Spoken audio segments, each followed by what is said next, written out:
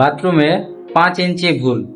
তো আসসালামু আলাইকুম গাইস, একটি বাথরুমে 5 ইঞ্চি ভুল, সে ভুলটি কিভাবে হলো দেখা আপনাদেরকে, চলুন ভিডিওতে। তো এইখানে দেখুন, এটা একটি বাথরুম। এখানে বাথরুমটি এই পিলারের এইখান থেকে এই মাথা পর্যন্ত আপনার মাপ আছে 53 ইঞ্চি ভিতর। এইখানেও সেম তাই, ওইখান থেকে নিয়ে এই পর্যন্ত মাপ আছে 53 ইঞ্চি।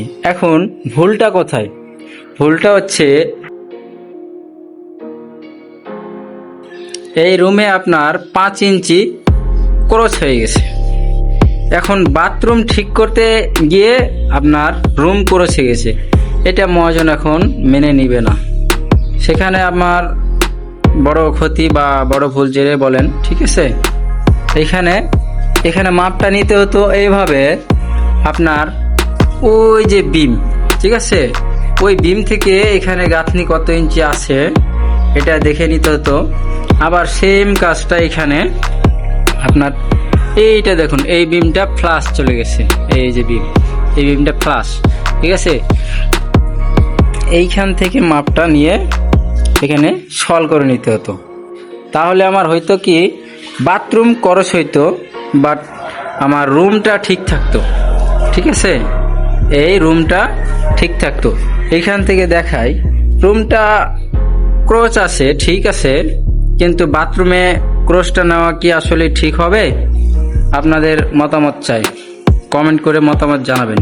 এইখানে আরো কিছু ভুল দেখায়। তো এই ফ্ল্যাটে আরো কিছু ভুল দেখায়।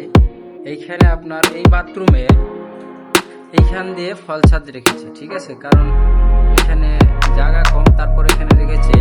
রুমে দেখাই, এখানে দেখুন, এইখানে এই রুমে আপনার বিম কিন্তু ভিতরে আছে, ঠিক আছে।